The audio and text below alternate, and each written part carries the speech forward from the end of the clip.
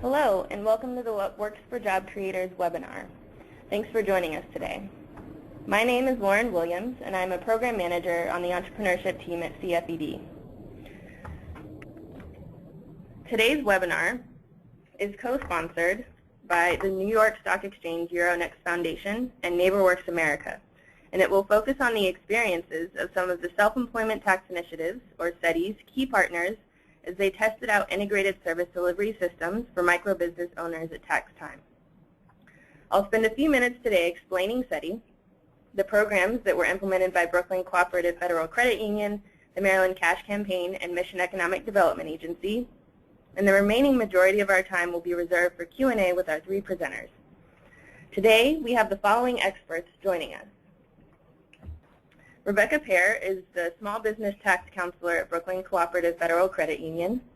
Robin McKinney is the co-founder and director of Maryland Cash Campaign.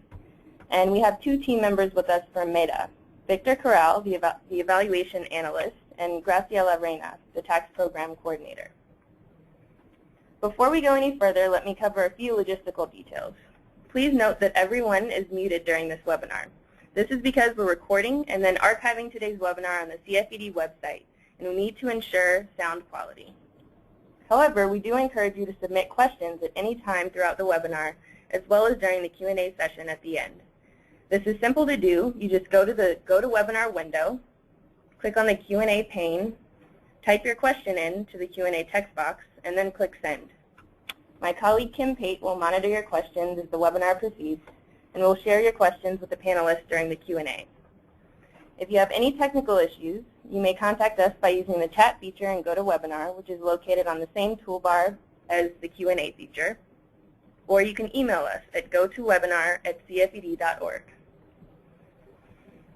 So let's get started. What is SETI?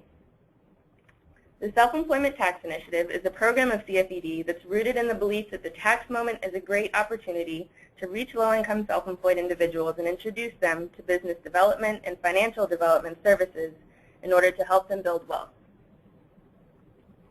How do we do that, and what do we do exactly? We focus on four main areas of work. First is supporting practice and field building. Second is conducting communications efforts to inform key stakeholders of the value of self-employment and microbusiness. Third is supporting policy interventions that help low-income microbusinesses grow and thrive. And lastly, we conduct research to build the case to make those arguments and document our practice and field building work. So today, you'll hear more about our practice and field building body of work as it relates to service integration. Over the past 10 years or so, there's been an increasing number of social service delivery providers in both the nonprofit and government sectors who have embraced the idea of coordinating access to multiple types of services as a way to enhance the economic well-being of their clients. The basic premise behind these models is that bundling 2 or 3 core services can help families resolve complex problems with multiple causes by addressing many needs through one holistic system. However, the implementation of these service models varies broadly. Approaches to integrated service delivery span a range of low to high level integration, from basic coordination and referral of clients from one agency to the next, to co-locating and matrixing multiple organization staffs and resources at one convenient location. In many ways, CFED's Self-Employment Tax Initiative, which is rooted in the concept that leveraging the tax moment to introduce low-income entrepreneurs to services that will help them grow their businesses, is a manifestation of this model. And we hope you'll see that today with the models that we present. So the first one we'll look at is Brooklyn Cooperative Federal Credit Union. Brooklyn Co-op began providing low-cost tax assistance for small business owners in February of 2010 when they hired a full-time small business tax counselor. Since then, SETI has provided some grant support for this program, connected their staff to our network of other service providers in the field, who have also provided support and shared learning opportunities. By developing this program, Brooklyn Co-op aimed to both enhance their program's financial sustainability and to meet the needs of their small business clientele, which often require services beyond the scope of available assistance at volunteer income tax assistance programs. This program is particularly innovative not just because of the fee-for-service model, but also because small business owners who receive assistance at Brooklyn Co-op also receive access to a greater range of high-quality, affordable financial services and products. So next I'm going to share a few details about Brooklyn Co-op's outcomes throughout the 2011 tax year, 2012 tax season. So this past tax season, Rebecca Pear, who is their small business tax counselor, served 117 clients. 5% of those clients received microloans,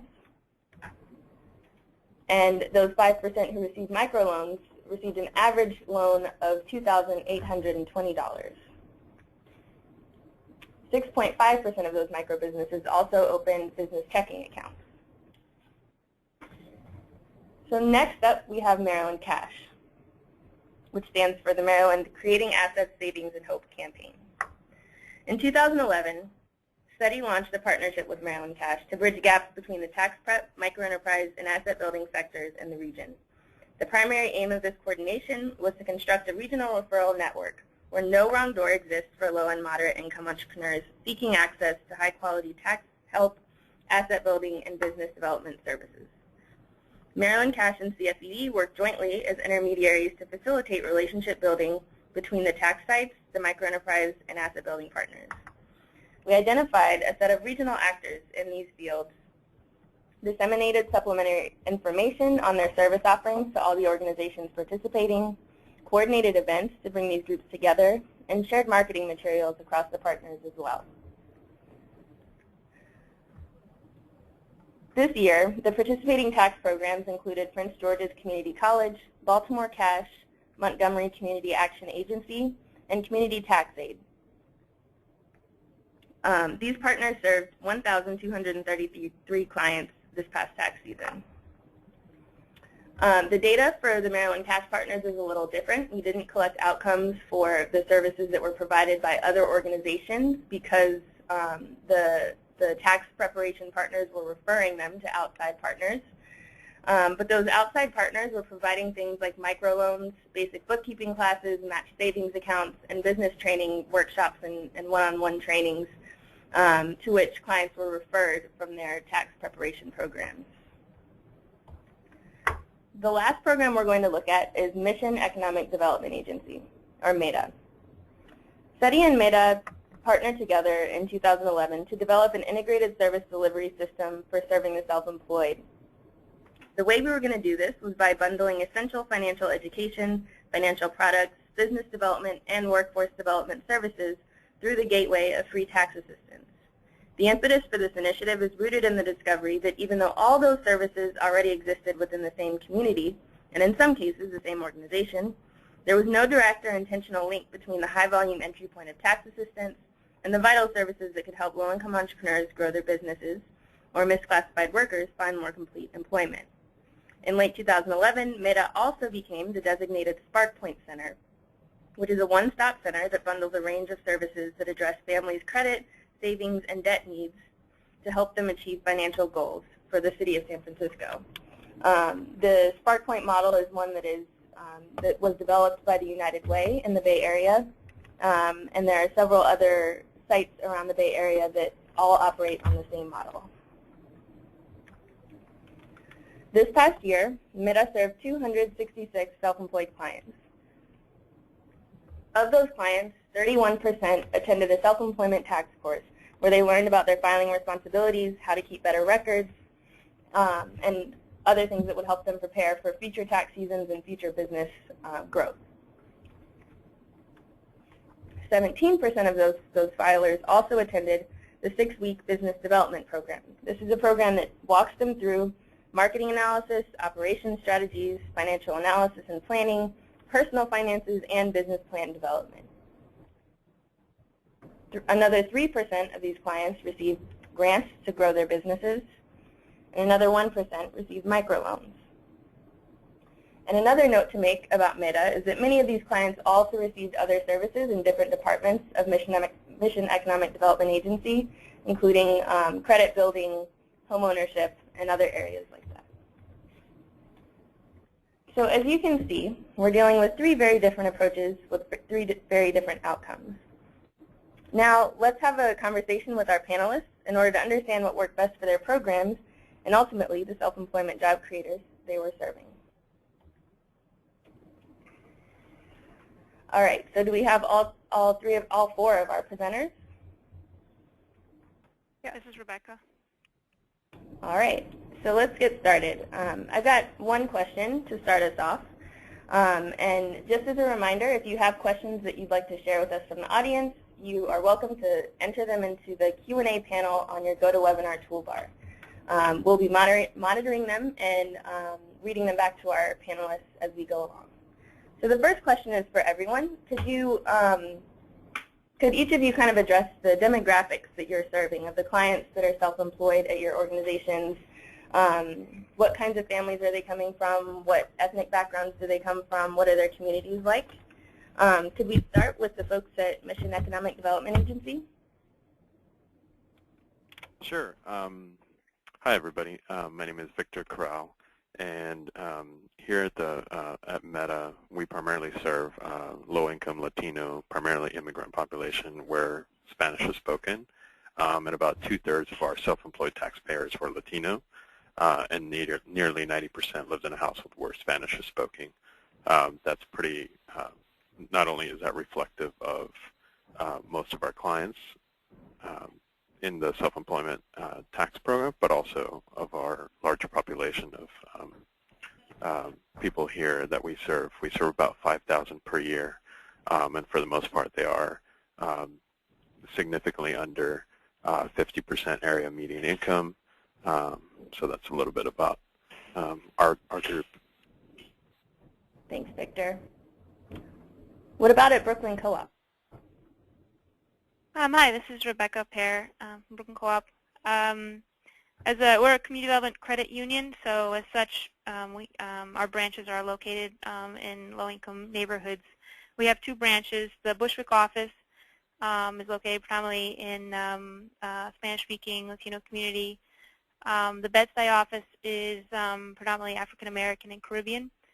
The services, the folks that I work with, partly because of the partnerships that I have, and also, for folks coming in through the credit union, a large population is Latino, Spanish-speaking, and also I do have, through one partnership in particular, folks coming in from the neighboring sort of Williamsburg area, sort of young individuals, the freelancers. So it's sort of there's a bit of a range for the folks that I work with versus the folks that represent the credit union as a whole. But we're sort of it's kind of a range, I guess I would say. Thanks, Rebecca. What about at the sites in Maryland, Virginia, and D.C., Robin, that your partners were serving? Well, as you can imagine, each of the 4 sites had a bit of a different demographic, but overall, about 42% of the clients who came in lived in a household where another language besides English was spoken, with Spanish, I would say, being that #1 language. The thing that was surprising to me is that a lot of the clients who came in, sort of super majority of them made between $5,000 and $30,000. A lot of our clients, the average income is about 17. So this fit right in there, but to go all the way up to 30, we were a little bit surprised at that on the self-employed side. In Baltimore City, it's a predominantly African-American population. We focused the self-employment work at one site, which is out of Mondawmin Mall, which has a very large tech site that's housed within the Office of Employment Development there. They also have a very large ex-offender population that they work with there. In Montgomery County and Prince George's County, which are both suburbs in the D.C. metro area, which is also where community tax aid, that really depended on the site. In Montgomery County, they work with a very high Latino population, and as in Prince George's County a little bit as well. Great, thank you. So let me look at some of the questions that have come in. And I have one here for you, Rebecca, at Brooklyn Co-op. Can you talk about whether the program that you operate works in partnership with any IDA or individual development account programs? We don't at the moment. Would you mind talking a bit about some of the partners that you do work with outside of the credit union and some of the partners that you have referred clients to before? Sure. There's a lot of business counseling centers in New York and in Brooklyn, and so a lot of individuals that come to me that we don't provide, like Meta, and I'm not sure if Maryland Cash as well provides. We don't have classes, so like business training classes. The services that I provide are predominantly one-on-one. So folks that want a more formalized class, because a lot of those exist through our partners, we'll send them to SBDCs. New York City has a slew of what they call business solution centers. So we work closely with those folks that provide more one-on-one classes and counseling services. We also have, because the nature of self-employed individuals, insurance is really expensive. I try to encourage all of the folks that I work with to, if they can afford it, try and access at least a minimal emergency level of insurance. The Freelancers Union, we get a lot of folks from them, and they have an insurance product that we encourage folks to, those who have higher income to try and access. Otherwise, we try and connect them with some options that might be able to fit. As far as, and then there's a number of sort of referrals within the credit union. I don't know if you want me to get into that, but we have a financial counselor that and their services are free to our members. So, folks who come in and have issues or questions related to their credit history or the budgeting and things like that, I can refer to our financial counselor, and vice versa. She tends to send folks to me who have to file their taxes and haven't done so. Thanks, Rebecca.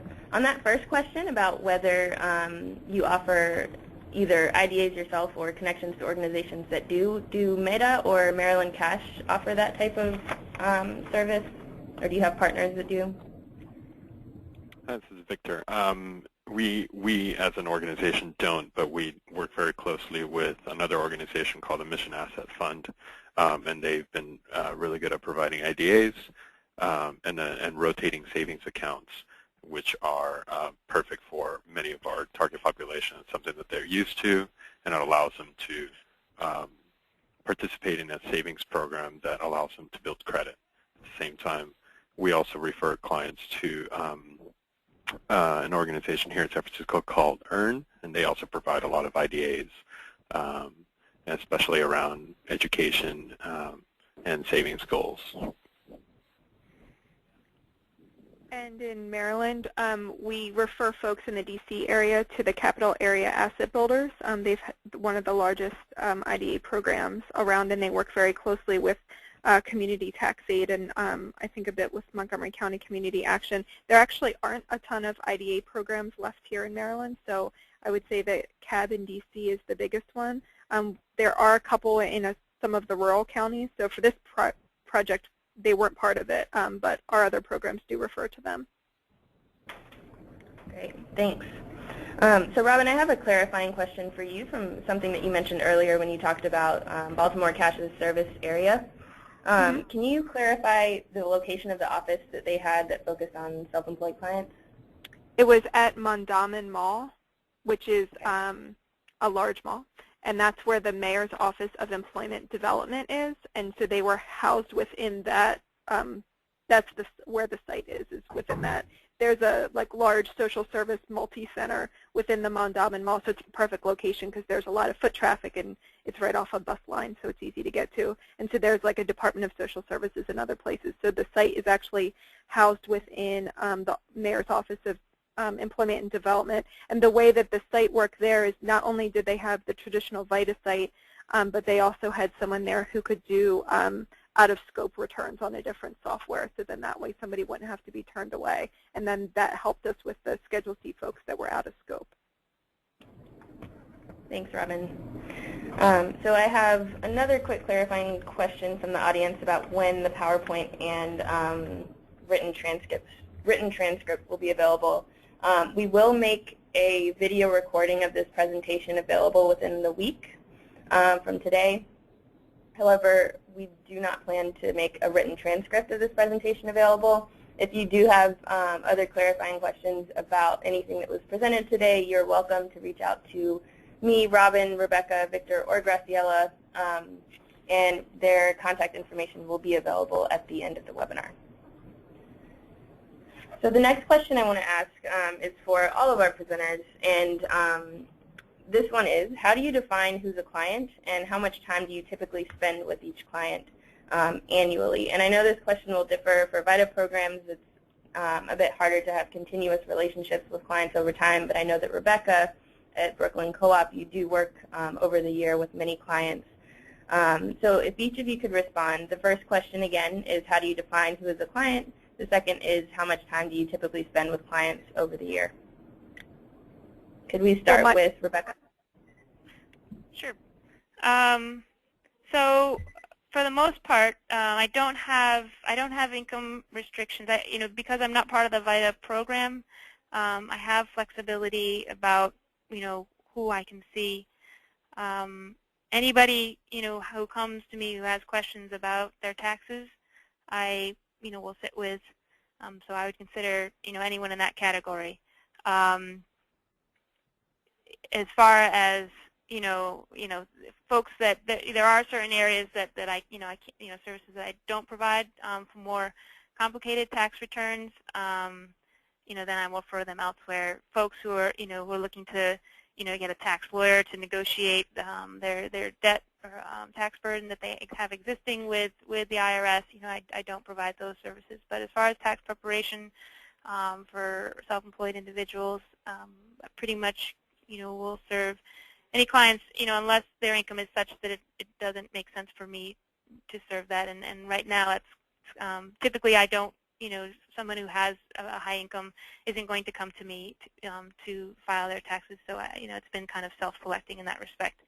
As far as the amount of time that I over the year that I work with folks, it kind of varies. There's there's a number of people who come in and just want their taxes filed. They've been coming for the past couple of years, and that might take about an hour or so to complete their return. They know what they need to bring, and so it doesn't take too long. Other folks I have sort of a more long-term relationship with.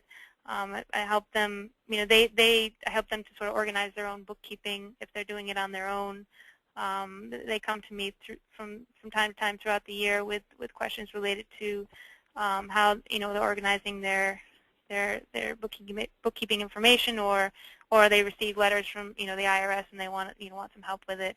A lot of my Spanish-speaking clients, when they receive letters from the IRS, they'll come to me and they say, I just want to make sure that I'm not in trouble, or everything is fine. So I'll help them with those types of things. Thanks, Rebecca. What about you, Robin? Well, a tax client is pretty clear. If they come in, they get their taxes done, they're a tax client. Because they are under VITA, they do have to meet the scope, both in income and the types of services that they have as a small business, and making sure that they don't have employees, and they have to still meet all the VITA requirements. At that one Baltimore cash site, we did have the ability to also serve some folks that were just outside of scope. Generally, the folks that were out of scope because either their amount of expenses was higher, or their income was just over the threshold by a little bit. We don't tend to keep in touch with people throughout the year, which is why we are really interested in building this network with some of the other microenterprises, small business groups, so that we could have another service to be able to refer someone to so they could get connected. I would say people not coming to the tax site was the #1 issue that we've had, and why we wanted to get into this program to begin with. We found our tax preparers sometimes spending upwards of 2 hours just getting someone organized before they could even do their tax return, which then could take another 30 minutes to an hour depending on the tax preparer. So that's not cost efficient or staff efficient. So actually in the second year of our program, we're going to be really focusing on that record keeping and quarterly tax payment moment, because we are finding that lots of people are coming back to the tax sites because they haven't been making their quarterly tax payments, and then they've ended up with a large tax liability. and they're trying to plan and figure out how to pay that and get back on track.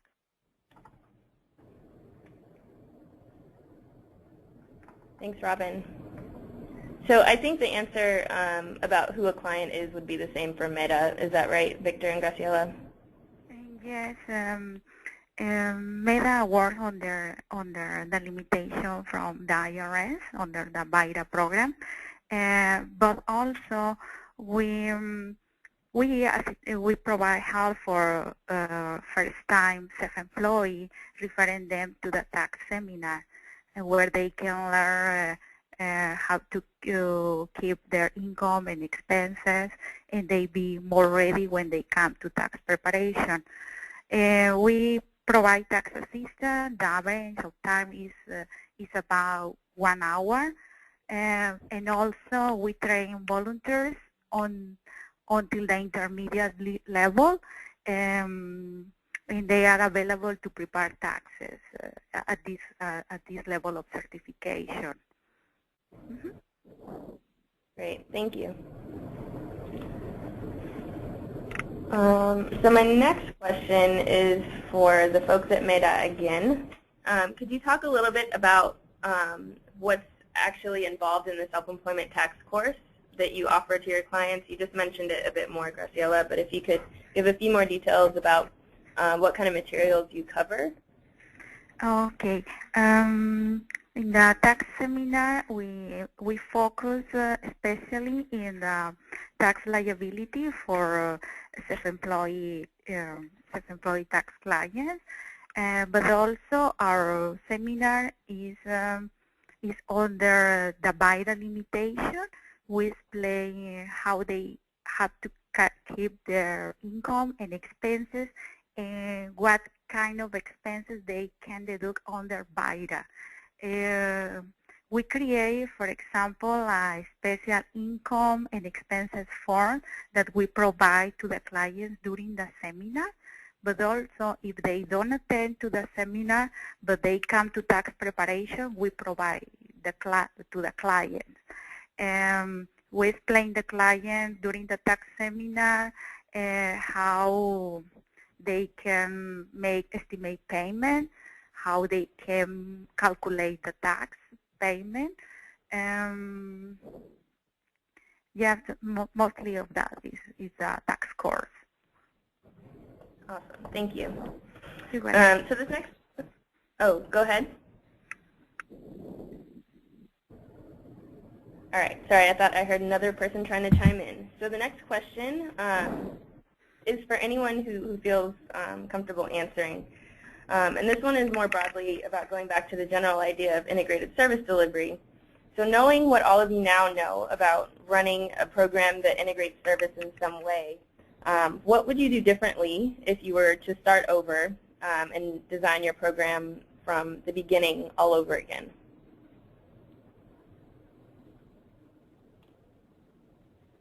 Could we start with Robin on this one? I think you might have some good ideas. Sure. Well, I think the first piece is that, we went in with this assumption that everyone would think that this was a great idea and it would just be easy and we would just have to coordinate. And we found that that really wasn't the case, and there was a lot more relationship building that needed to happen. And so I think that we would have, started with more relationship building more often. Two is metrics are really important, and having a set of shared joint metrics that everyone is bought into and is on the same page with and has had some hand in the design process, I think is really helpful. I think what is a challenge about that is that what a VITA site might want and what a small business group might want may be different, but getting to a place of unified metrics.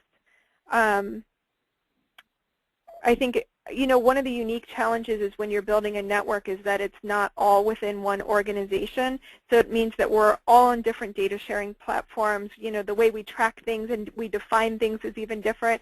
So we had to spend a lot of time working on those definitions and figuring out, I think one thing that we did do and that we'll continue to refine that I think we could have done a better job up front is really mapping out what it looks like from the client's perspective, and I just think that's so important when you're trying to do integrated service delivery is what does it really look like from their perspective. You know, we can talk at the 30,000-foot level, but when somebody comes in the door, what really happens for them and what makes it easier or what gets in the way for them. And same with your, you know, how do you then train your staff or train your volunteers to be able to deliver that.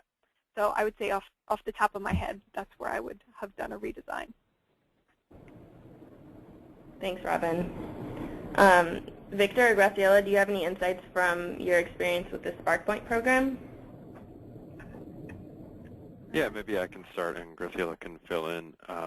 So as we were doing the tax season this year, we also launched the SparkPoint Center program here at Meta, which is an initiative of the United Way of the Bay Area. And the whole point of it is to ensure that clients take up more than one service, because we know that if they do, they're 3 to 4 times more likely to achieve their financial goals.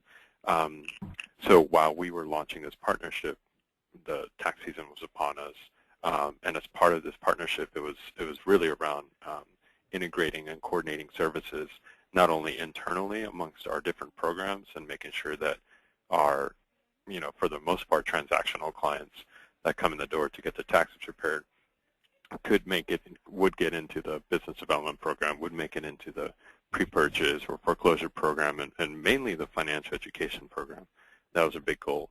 But at the same time, through SparkPoint, we were also referring clients to other partner organizations that were primarily formal partnerships, where there was money involved, where we were paying them to provide these services and participate in this shared system of coordination with the shared database. So we were doing 2 huge tasks at the same time, and so there were some hiccups around, you know, the SparkPoint program made us have an additional couple forms in addition to the IRS forms, and so the client was burdened with more forms than they were used to, and more forms that, you know, for the most part, they're required to fill out. The referral system is just something that we're ironing out. It takes a lot of time to build those relationships, like Rebecca said. Build those relationships, making sure that all the staff at the different, at every tax site and working with every client is trained and understands what are the services that are available and that people can be qualifying for, and how to make that pitch to the client to make sure that, hey, you know, you look like you could use this service or this service. Here's how you go there. Like, that whole process is for the most part, just took up a lot of time, and for the most part, some folks were not ready to make that full pitch.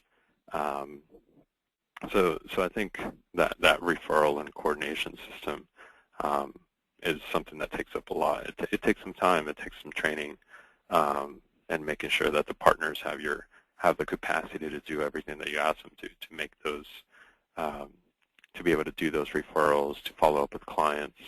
That's a huge task. Graciela, I don't know if there's other things that you experience on the ground. No, it's the same, Victor. The same like you, yeah. All right, Rebecca, would you like to add anything? Sure. I mean, I think part of the benefits and the challenges is that I have is sort of the fact that my program is a lot different, and that you know, it is just me. I can, you know, if I'm sitting with a client and and they tell me a problem that they're having, then, you know, I'll tell them, okay, I'll say that you need to go here, or, you know, I have all the information for my program. You know, I'm not, overseeing different other preparers and trying to make sure that everything is formalized and that everybody's giving, our tax clients the same information. At the same time, the fact that it's not formalized means that, or not as formalized means that, one client might receive slightly different information than another client. I'm not taking them through a checklist of, do you have this, do you have that, do you have, I have a general, spiel that I give to folks about, making sure that they, they're keeping good records, and that they have access to different services that I typically feel that small businesses and self-employed individuals sometimes are lacking, or that are very important, like having a separate business account and having insurance and keeping good records. But I don't have a very formalized system with most of my clients. Thanks, Rebecca. I'm hoping to improve going forward. That was going to be my next question. Do you think that's something you would change if you could go back? Yeah, I mean, if this program were to increase, it would definitely be necessary, and just and even keeping it as it is, making sure that folks, regardless, everybody who comes in, sits with me, maybe goes through a checklist of have you, do you have organized records? Do you have this? Do you have that? Typically, it's very clear, where they're at when I'm sitting down with them, and so that's part of the reason, why, I feel like for the most part, I'm giving them information that they need, and I try not to have them like Victor was saying, you don't want to inundate them with forms to fill out, but a minimal approach would, the really important pieces would, I think, be useful. Right. So my next question is on the same topic of this kind of best practices and how in the world do you integrate services kind of conversation. So Victor, you touched on the issue of taking a transactional service like tax assistance and using that as a springboard for getting clients to take advantage of other services and products. Can you all talk about the challenges of making that sell for integrated service delivery to these different groups of people, particularly across partners that you work with, but also across clients? So I know that, so for instance, Marilyn Cash was working with both asset building and microenterprise partners. Meta was working with workforce development partners and others who were outside of their organization but physically co-located some of their programs. Can you talk a bit about both selling this idea to your partners and selling the importance of kind of taking the next step after the transactional tax assistance moment to your clients? Sure. I think when it comes to selling it to the client, I think it's really important to be really clear as to what's in it for them, and be aware of the misconceptions that clients might be aware of and addressing them. So I think for the most part, a lot of our work is self-explanatory. So instead of talking about, oh, you should enter into our financial education program, that doesn't mean anything. Like, what does a financial education mean? Yeah. So instead, we try to pitch it with very kind of tangible outcomes. Hey, I noticed. Do you have credit, or have you ever had a credit card or a checking account? And so, if you go into this program, they can help you establish a savings account, get a credit card and start building your credit, or participate in other alternative ways to build your credit, like IDA programs, and also attaching not only those very tangible outcomes of like you can build credit, you can start a savings account, but really attaching it to goals people have. So for the most part, we know we've done some research on our clients, and we know that for the most part, when they want to, the reasons why they want to save is for their children and for their children's education. So if you can make the pitch that attaches a given product or an outcome around whether it's building credit or starting savings to a goal that they have, like saving for their children's education, you're that much more likely to get them in the door.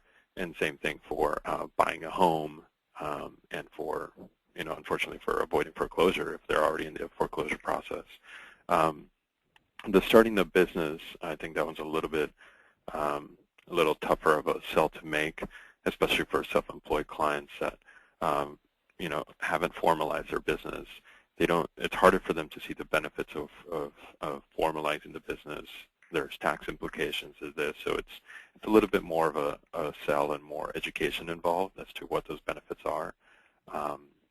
And as far as partners, you know, I think one of the most important things is being really realistic, really understanding each partner's capacity to deliver service, really being clear, very upfront as to what are the expectations and what are the benefits to them for participating in this work, because it's a lot of work, and they may not, for the most part, most of us are understaffed, under-resourced. So when you're asking for another organization to do essentially more work, we have both parties have to really understand how much they can do. Even though the intent is there to help more clients, it's just really important to be clear upfront as to what is expected and what the outcomes are. Especially if you're asking partners to enter data into a database or to send you data. So if they don't have a really strong data collection method or system in place, that's going to be a huge challenge for them. And likewise on our end, we have to be really prepared to get all that information. And same thing for referrals. If organizations haven't really worked together in a referring kind of capacity, that is also a significant undertaking, because you're asking two organizations to develop systems that they may not have had, while at the same time trying to do the work at the same time as you're developing it.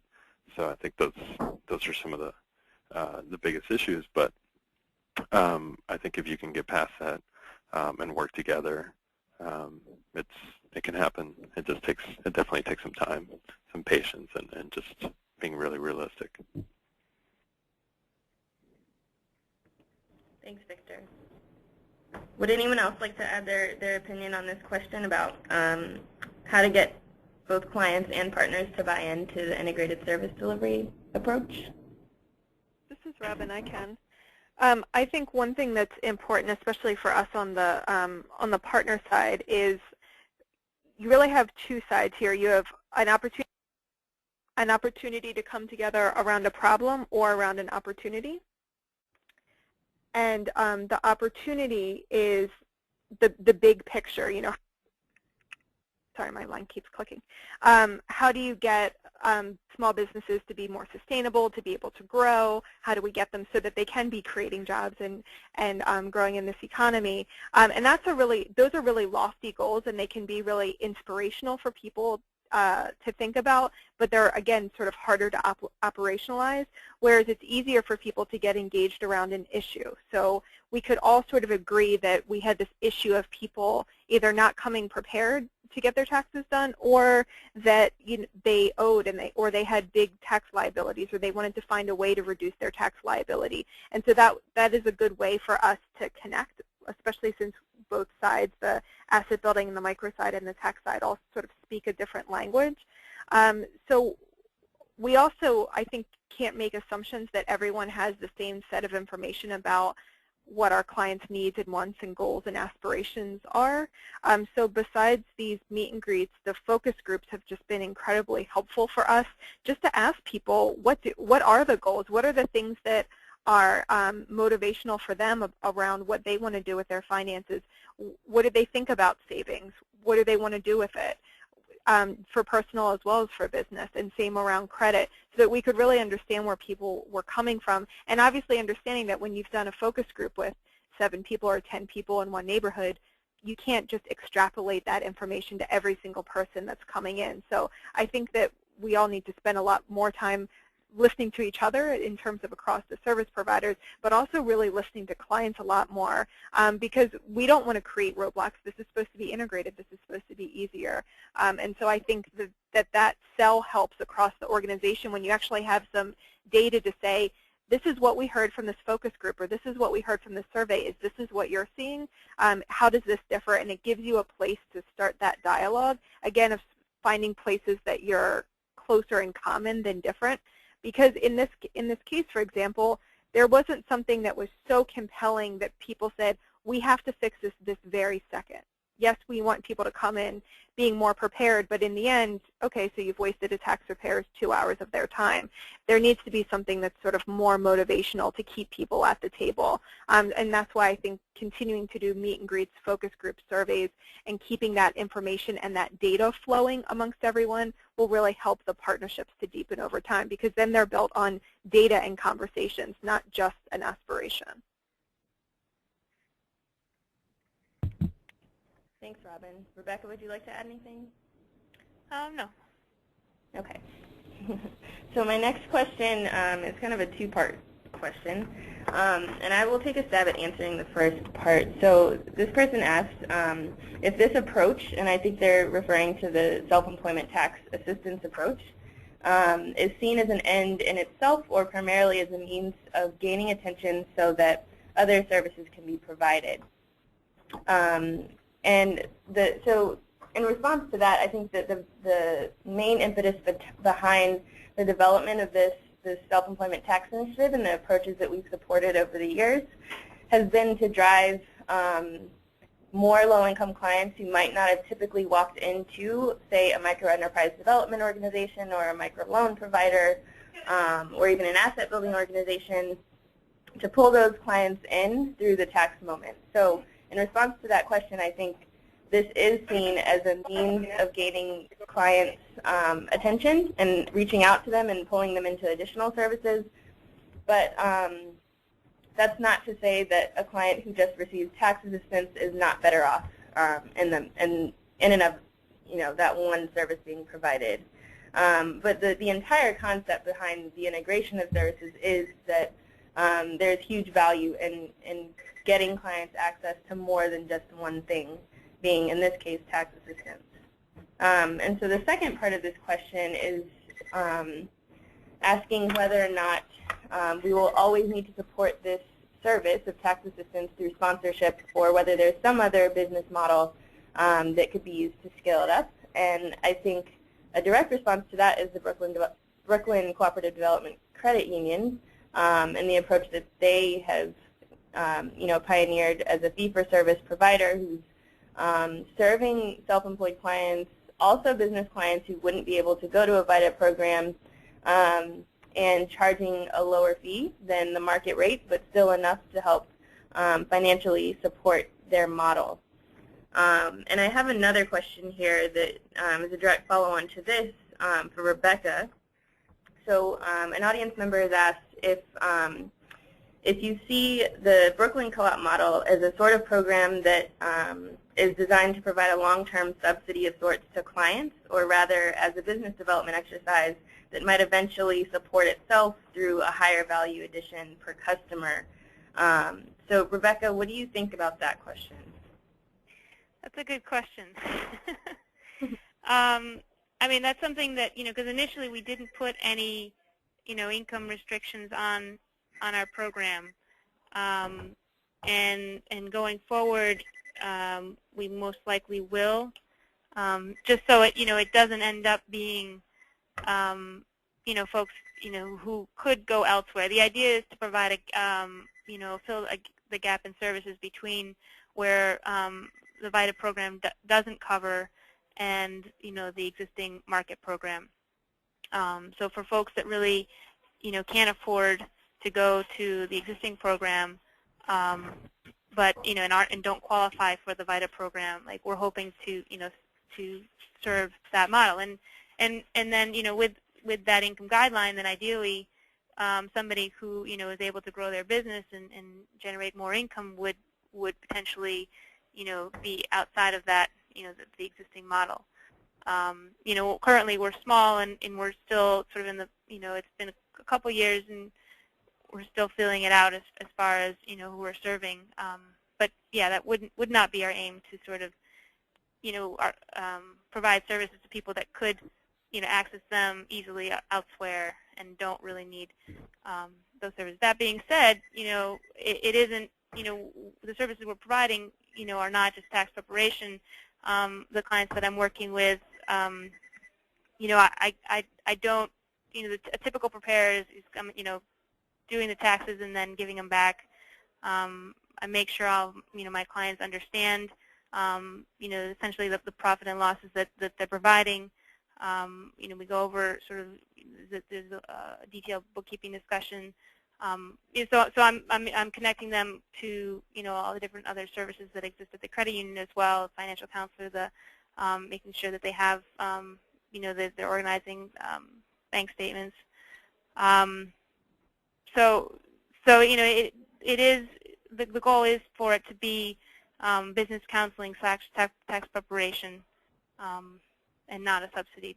Navigating how that it doesn't become a subsidy is sort of the challenge that that is a challenge that we might face. Thanks, Rebecca.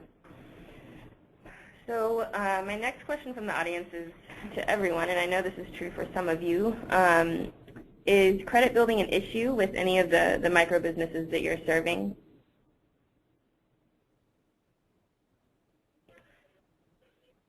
Say that again?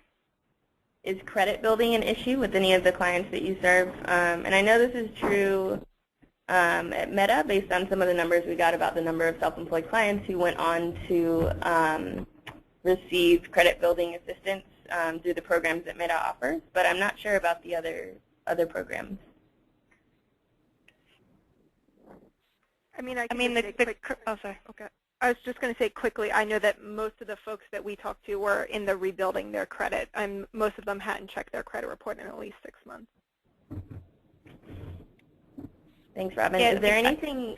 Oh, go ahead. Oh, sorry. I was just going to say that we have a credit builder loan, which is it's like a secured loan, but you don't have to put money up front, which we promote to folks that are looking to reestablish credit or establish new credit history. So some of my members have taken advantage of that. Thanks, Rebecca. Robin, is there anything from the focus groups that you think would be helpful to share about the credit needs of the small business owners that came to your VITA programs? Yeah, I mean, that's also something that we can probably just share with the group, at least the highlight levels. Mm-hmm.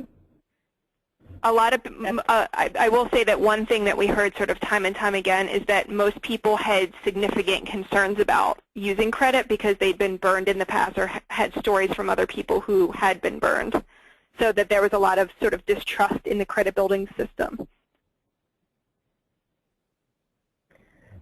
That's a great point. And another thing, as Robin suggested, that we can do is try to make some of those highlights from the focus groups available to people after the webinar. So you can look out on the same page where the webinar will be for some of those highlights. Victor or Graciela, do you want to talk at all about your clients' credit building needs?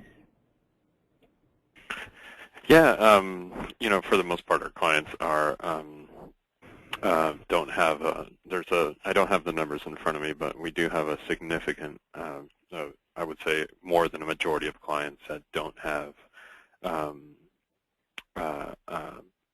credit, and so we've been working to find ways to do that, and this involves different partnerships with various credit unions to identify the right products. Also working, one thing that we did do that I think is relevant for our business clients is that earlier this year we became a pilot site for a Justine Peterson secured credit card program. So what that was is that we identified we were set to identify 100 clients, business clients that did not have credit and wanted to establish that. And this credit card was for $300, and the client had to save, I believe it was half of that for a deposit, and then I believe there was a match where they had to save the $300 first to get the secured credit card, and then they would work off that, and they weren't allowed to use more than 30% of their credit limits. And so far, some of the numbers that I've seen have been just fantastic. People have one, saved the money to have the $300 in there. They've been using it. They've established credit. Their credit scores have gone up. those credit scores have improved significantly over the course of their usage. So that's been a great way to get people to start building credit specifically for the business clients. Great. Can I So we've got, oh, go ahead, Graciela.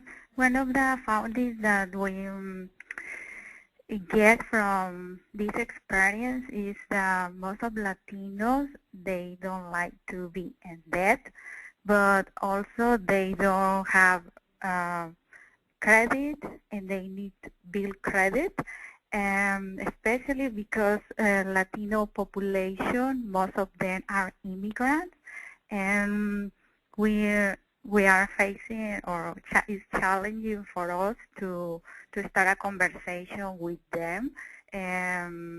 But mostly it's education, help our community, or Latino community people, what is important for them, use the credit, or start a credit, yes. And Thanks, also, Graciela. yeah, okay. Go on. I was just going to say that's a great point to make, and that's why we upfront wanted to make sure that we asked you all about the ethnic makeup of your clients, because I think there's a lot of nuance in different cultures and different populations that we serve that we have to be mindful of as we implement these kinds of programs. So we've just got about 2 minutes left, and there's one last question that I want to address before we close out. And this is about whether or not CFED and the panelists on this webinar can help other programs incorporate the best practices of creating effective and efficient integrated service delivery systems for these kinds of services. And the easy answer is email me and we can talk about it more. And the longer answer is that CFED has a good number of print resources on our website that kind of detail these programs and talk more about how best practices have been captured, how lessons have been learned throughout the process. And so I think that would be a really good place to start for any organization that's considering implementing some type of integrated service delivery program. And the other thing to note is that if you're interested in just staying in touch with us and kind of staying in the know when we have these kinds of programs, when we reach out to other people to share these kinds of best practices, you can email me, and my email will be up on the screen at the end of this webinar. And we'll make sure that your name is added to a listserv that we use to communicate with folks about these types of innovations. So with that, I'd like to thank all of our panelists. You've done a great job on the fly with all these questions from the audience. I'd like to thank our audience for your wonderful questions. And the webinar will be archived within the next week on our website. You can visit us at the address on your screens now. And you can contact us at the email addresses that are on your screen. You'll see that for Meta, there's one email address for Dee Romero. That is Dairo Romero, who is the Director of Programs at Meta. And he wasn't able to join us today, but he is actually the primary contact for the work that we talked about today. So thanks again, and have a great day.